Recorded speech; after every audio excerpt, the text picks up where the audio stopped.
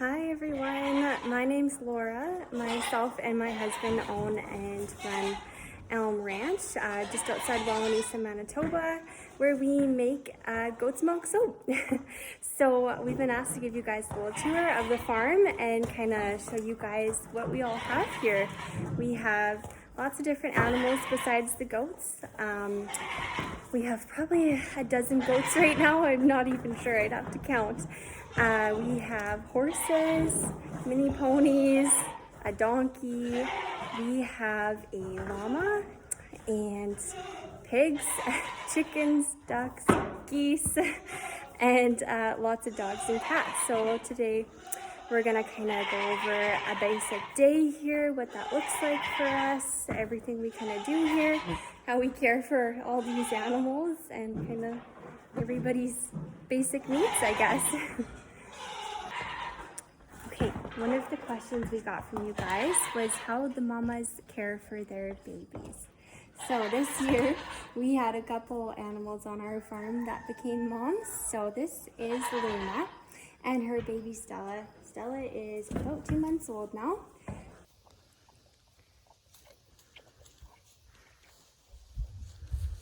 So horses stay with their moms for 6 months to even sometimes a year.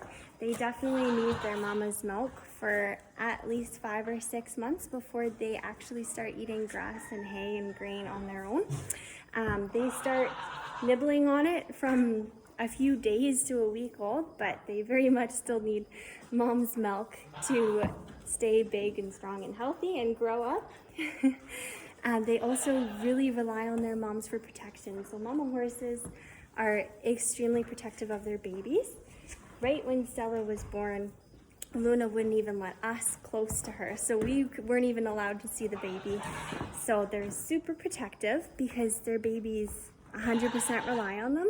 It takes them a little while to get up and fully running and moving around. So because horses are prey animals, the babies need to be super close to their moms at all times. Even now that Stella is growing and running and walking around everywhere, she still relies on her mom to protect her. All right, baby Pippa here was the other little horse that we had born this year on the farm. She is a miniature pony, and as you can see, this is her mama right behind her here. So Pippa's about a month older than Stella. So she's about 3 months old now, so she's becoming a little more independent from mom. When horses are just little babies, they don't go too far from their mom. They stay super close, and if mom thinks they got a little bit too far, they don't really like it, and they'll call their babies right back. So with our horses, we have a donkey. We get a lot of questions about why we have a donkey here and what's her purpose, because she's the only donkey we have. So horses, even though they're quite large in size, and you wouldn't really think they need a lot of protection from predators, they are still prey animals. So they kind of need a protector of the family. So a donkey will bond with the animals they're living with. Not always horses. Some people have donkeys to protect goats or sheep or cows, but we have ours in with our horses to help keep them safe from predators. All right, speaking of guardian animals, this is our llama, Pippa. Hi, buddy. And he lives with the goats. So Fauna guards the horses and Appa guards the goats. So he's a little more well suited for goats just because he's kind of more their size. Here he is with one of our bucks. Hey, buddy. So he bonds to just kind of like how the donkey bonds with whatever animal she's living with. He bonds with whatever animals he's living with. So right now that's the goats, and he just loves them. So this guy will do just about anything to keep his goats safe. So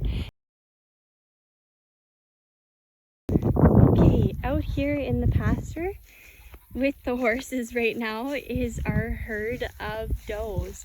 Does are female goats.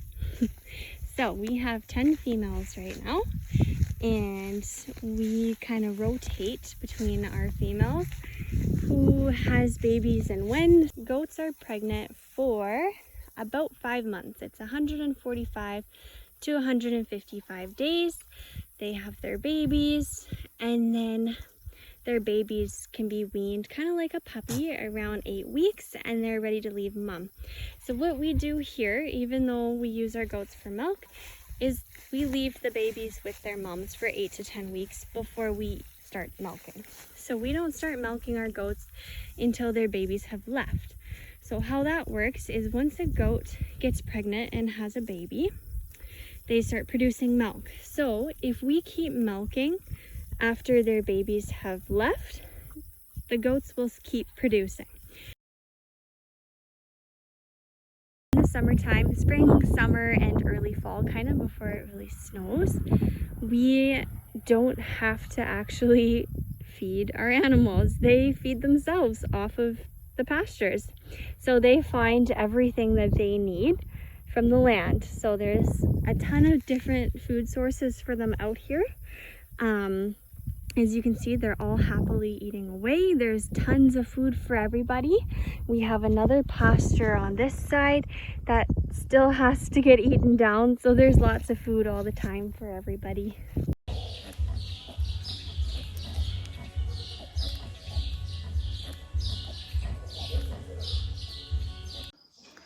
So another question we got was kind of a typical day here on the farm for us. So me and Eric both still work full-time jobs on top of the farm, so some days can get a little bit crazy, and it depends on what season it is. Summertime is generally pretty easy because the animals are on pasture.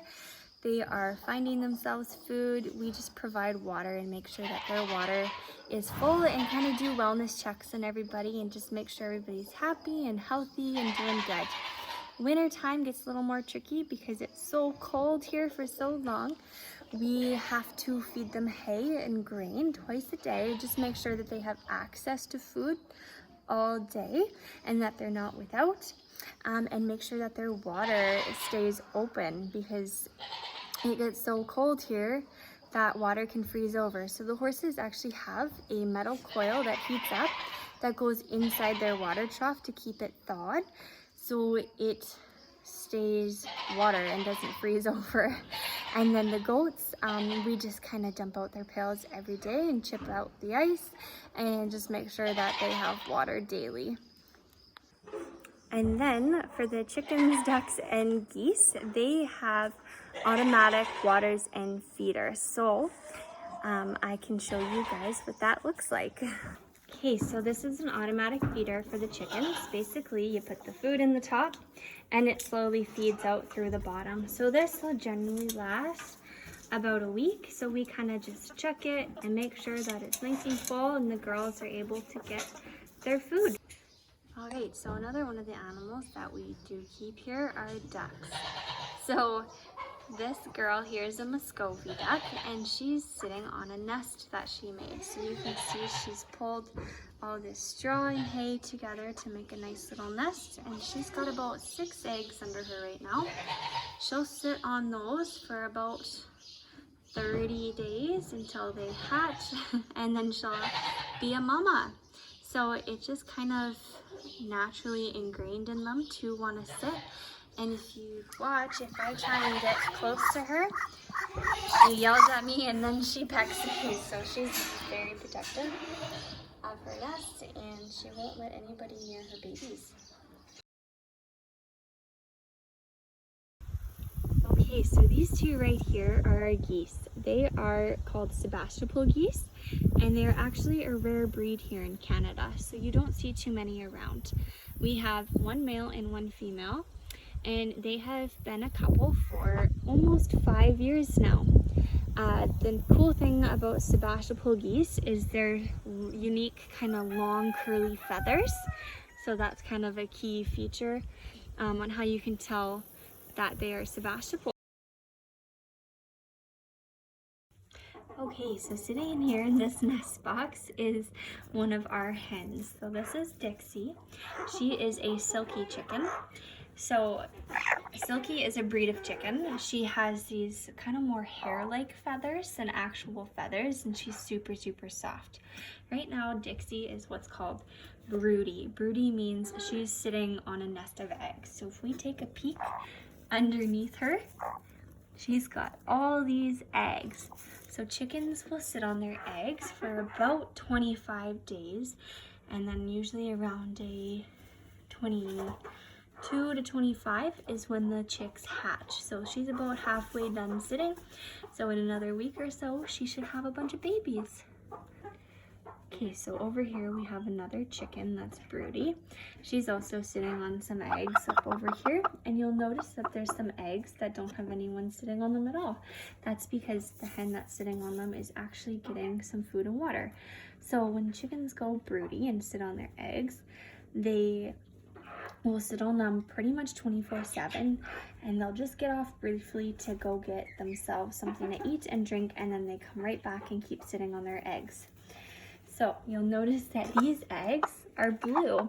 Chickens actually lay a number of different colored eggs depending on what breed they are. So they can lay blue eggs, green eggs, brown, different shades of brown, white, pink, and everything in between. So I think that's pretty cool.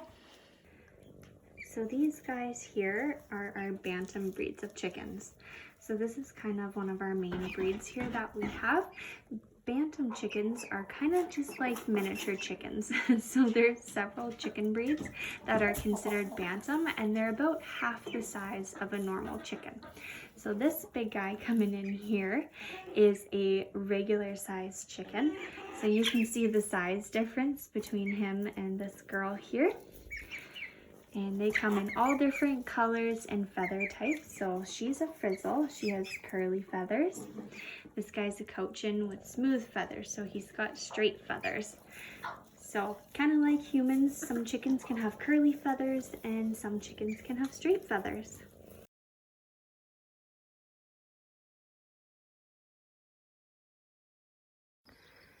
Okay, so a big question we get here is why even the females have horns. So male and female goats both have horns, and they both have beards. So it doesn't matter what gender they are, all goats have horns and beards.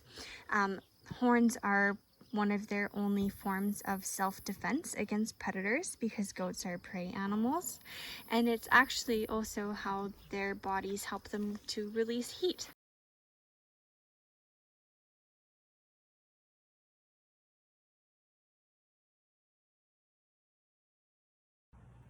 All right, so that concludes the little tour of our farm. If you guys find you have more questions after today, don't hesitate to reach out and we'll answer best we can. I hope you guys enjoyed it, and thanks so much for coming along with us today.